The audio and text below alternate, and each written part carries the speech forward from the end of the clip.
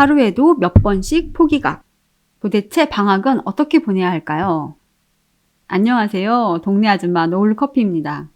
방학이 시작되고 한 주, 두 주가 흘렀습니다. 짧은 방학이 아쉽기만 하죠. 그런데 모든 아이가 다 처음의 계획처럼 열심히 해주지는 않아요. 대부분 엄마 살이 제조기가 되어 있을 거예요. 그러니까 저도 괴로워하면서 똑같이 이런 방학을 여러 번 보냈거든요. 물론 지금도 배워가는 입장이고요. 그런데 그래도 그동안 여러 번 실패도 하면서 느낀 알찬 방학을 위해 개선해야 할 것, 그러니까 몇 가지만 이야기해 볼게요. 지극히 주관적입니다. 우선 자주 화나는 포인트 점검. 그러니까 싸움의 포인트는 집집마다 아이마다 조금씩은 다르겠지만 우선 주로 방학에는 늦잠 때문이죠. 오전을 10시, 11시 시작하기도 하니까요. 그러니까 물론 일부 아침에 알아서 척척 일어나는 친구들도 있어요. 지인들, 아이들도 그런 친구들이 있더라고요. 이건 저는 정말 잘 못한 거라서 정말 부러운 경우입니다. 아무튼 아침에 아직 각성된 상태가 아닐 때는 정말 조금만 뭐라고 해도 짜증을 냅니다. 아이들이 살짝 제정신이 아닌 상태에서 씩씩거리기도 하고 할 소리 못할 소리 구분도 못해요. 그래서 그게 또 엄마를 화나게 하고 싸움이 크게 번지는 거죠.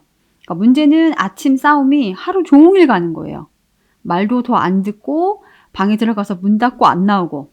저희 집은 일단 저부터 잠이 많은데 아이들도 잠 앞에서는 맥을 못 추는 집이에요. 그래서 아침에 되도록 빨리 각성할 수 있도록 최대한 노력한 것 같아요. 그러니까 서로 화 안 내고 일어나도록. 먼저 가서 일어나 한두 번 하고 그 다음에는 좋은 말과 함께 안마를 해줍니다. 또 아침에 자는 애 옆에서 제가 막 방 정리도 시끄럽게 해봤고요. 그런데 요즘은 고2라서 그런지 적당히 알아서 일어나네요. 참 놀랄 일이죠. 그러니까 이건 즐거운 공부 시작을 위한 효과적인 잠 깨우기 5가지.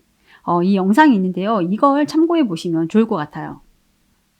그리고 또 핸드폰. 이건 솔직히 답이 없습니다. 정말 처음 쥐어줄 때 단단히 약속하고 줘야 하고 통제하는 프로그램도 사용하면서 관리를 해야죠. 그러니까 집에서는 또 부모님들도 애들 앞에서는 사용을 최소화하시면서 거실에 두고 사용하도록 약속을 해보시고요. 저희는 솔직하게 고2라서 이건 통제가 안 됩니다. 대신 밤에 잘 때는 늦어도 1시까지는 꺼내 놓도록 합니다. 그러니까 다른 건 다 봐줘도 이것만은 지킨다 하는 마음으로요. 이것만은 절대. 그런 마음으로 평소에도 제가 완강함을 보여줬기 때문에 이건 알아서 꺼내 놔요. 그러니까 누울 자리를 보고 다리를 뻗는 건데요. 이건 절대 못하게 합니다. 그러니까 핸드폰을 꺼내고 자면 정말 아침에 확실히 더 빨리 일어나고 공부 시간 대비 효율도 높아지는 것 같아요. 그리고 여름방학에는 더위가 짜증을 내는 주 요인이에요. 그러니까 학원을 갔다 오거나 또 엄마도 나갔다 들어올 때요. 저는 정말 돈 아낄 때 애들 어렸을 때는 이런 것도 아끼느라고 에어컨도 덜 켜고 했었거든요. 그런데 지인 동생이 그러는 거예요. 에어컨비를 여행 비용이라고 생각한다는 말을 들었어요. 정말 좋은 생각 아닌가요? 저 머리 한 대 맞은 것 같더라고요. 3박 4일 할 거 2박 3일 하거나 여행 한번 안 가면 된다고. 그러니까 숙박비부터 식대까지 그 비용으로 더운 여름 내내 적당히 시원하게 보냅니다. 그러니까 짧은 여행보다는 집에서 보내는 긴 시간이 더 중요하니까요. 그러니까 집에서 여행한다고 생각해도 되고요. 그러니까 아이들 있을 때 특히 더우면 애들에게 화내니까 아이들을 위해서라도 이건 적당히 아끼셔요. 그리고 계속 반복해서 싸우는 다른 특별한 포인트가 있다면 그 부분에 대해서는 좀 댓글로 알려주세요. 이건 함께 고민해 보면 좋을 것 같아요. 그리고 엄마의 컨디션. 또 엄마가 바쁘고 지치면 그 힘듦이 그대로 아이에게 돌아갑니다. 방학에는 엄마 일이 몇 배로 많아지는데 조금은 요령을 피워서라도 일을 조금 줄이셔야 합니다. 저는 방학에는 한 끼 정도는 간편식으로 먹입니다. 대신 아무거나 배달만 많이 시키지는 말고요. 질 좋은 재료로 파는 반찬, 국밥, 밀키트 등을 주문도 하고요. 야채 많이 넣은 샌드위치 같은 것도 좋고 빠르게 차릴 수 있는 간단한 방법을 알아보셔요. 방학 한 달 정말 엄마가 끼니마다 잘 차린다는 거 계획도 삼지 마세요. 엄마 계획도 무리수가 있어요. 그러니까 물론 잘해서 즐겁게 하시면 정말 좋죠. 그런데 피곤해서 애들에게 화내고 짜증내고 하실 거면 하지 마시라는 거예요. 공부도 봐주고 아이와 즐겁게 함께하는 시간을 조금 더 늘리시고 방학 한 달에는 그냥 살림은 좀 적당히 하셔도 되는 것 같아요. 솔직히 유난 떨며 안 먹여도 다 잘 자랍니다. 제가 너무 게으른 엄마 티가 나나요? 아무튼 너무 애쓰지 마시라고요. 그러니까 조만간 엄마도 아픈 나이가 되거든요. 금방 늙어요.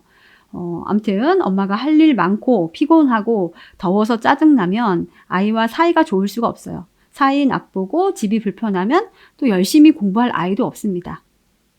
그리고 아이들 학원 가는 시간이나 다른 취미하는 시간에 엄마도 무조건 휴식 시간을 가져보세요. 꼭 본인만을 위한 시간이 필요해요. 커피를 마시거나 미드를 보거나 꼭 나만을 위한 시간을 확보해서 보내야 에너지 충전이 되죠. 이것도 아이들을 위해서 더 필요한 거예요. 그러니까 아이들 챙기실 때 엄마 컨디션도 중요하게 챙기셔요. 그리고 공부 계획. 일단 공부가 제일 걱정이죠. 이번 방학, 한 단계 성장하는 계기로 만들고 싶었던 것들 다 있으시잖아요. 하지만 우선 계획은 같이 세우고 기대치를 낮추세요. 90%, 80%만 지켜져도 성공입니다.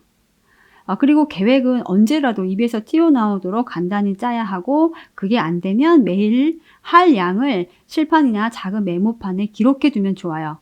장황한 계획은 절대 지켜지지 않는 것 같더라고요. 이건 짧은 여름방학을 알차게 보내는 중요 원칙.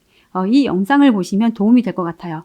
학년별로 구체적으로 계획이 예까지 들어 있습니다. 그리고 공부 양, 밸런스.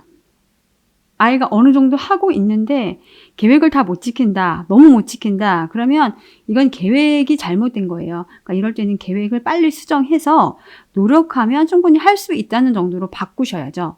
그래야 하루하루 미션을 완성해 갈 수 있습니다. 해도 안 되는 일에는 누구도 열심히 하지 않아요. 그러니까 이건 아이와 대화를 많이 해보셔요. 그리고 무조건 믿는다의 의미.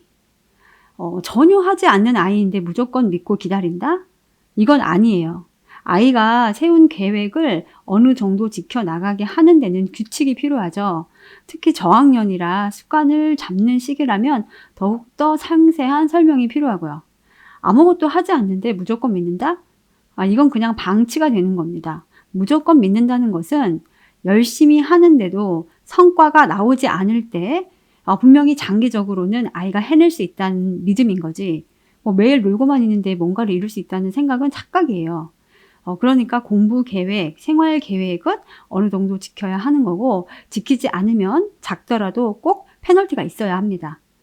이때 또 아이가 지키지 않는다면 정확하게 팩트만 말씀을 하시고요. 아이는 무조건 사랑하지만 할 일도 전혀 하지 않는 태도, 노력하지 않는 태도는 분명하게 말씀하시고 고쳐 나가야 합니다. 결국 아이와 밀당. 아이가 열받게 할 때 진짜 바로 그 폭발할까? 한 번만 더 참을까?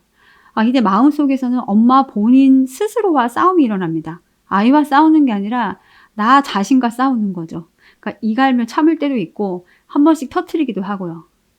솔직히 제가 지금은 동의하진 않지만 전에 아이와 원수가 되어야 명문대를 간다, 그런 말도 들어봤어요. 그만큼 아이 습관을 잡고 공부를 시키는 데는 트러블이 전혀 없기는 힘듭니다. 어느 정도 어떤 집에서도 트러블이 존재하고 그걸 해결하는 과정에서 차이가 생기는 거겠죠. 그러니까 트러블이 없을 수는 없어요. 그러니까 이 과정에서 아이들도 사회생활을 배우게 될 거예요. 그런데 해결하는 과정에서 소리를 질러가면서 너무 크게 화를 내봤자 경험상 좋지 않았던 결과만 있었어요. 그러니까 초등 때는 엄마를 무서워만 하게 되고 중고등 때는 엄마를 싫어하게 만들죠. 대화가 안 되는 사람이란 인식만 주는 거고요. 그러니까 큰 소리를 내면 절대로 아이는 바뀌지 않아요. 절대로 큰 소리를 내시면 안 돼요. 중2, 중3만 되면 2, 3배로 돌아옵니다. 그러니까 작은 소리로 아닌 건 아니라고 말씀하시고요. 아이는 무조건 사랑하지만 잘못된 행동은 안 된다고 조곤조곤 말씀해 주세요. 아이를 한 사람의 인격체로 본다면 어렵지는 않을 거예요. 결국 아이와 연애하듯 밀당의 기술이 필요해요. 뭐 간쓸게 다 빼놓고 아이를 사실 홀려야 합니다. 결과를 칭찬하지 말고 과정을 보고 칭찬하시고요. 실패를 했을 때도 쿨하게 대수롭지 않게 넘기시고요. 그래야 열심히 다시 공부를 할 거예요. 아닌 건 아니라고 말하지만 그 전에 아이를 존중해주고 아이 말을 충분히 들어주고, 그리고 이건 모든 집에서 모든 엄마들이 해내고 있는 일인 거죠. 나만 힘든 게 아니라는 거 잊지 마시고요. 힘들지만 엄마의 노력만큼 아이들은 더 행복하게 즐겁게 방학을 보낼 수 있을 거예요. 답도 없는 얘기를 너무 길게 했네요. 오늘은 여기까지 할게요. 다음에 또 만나요. 안녕.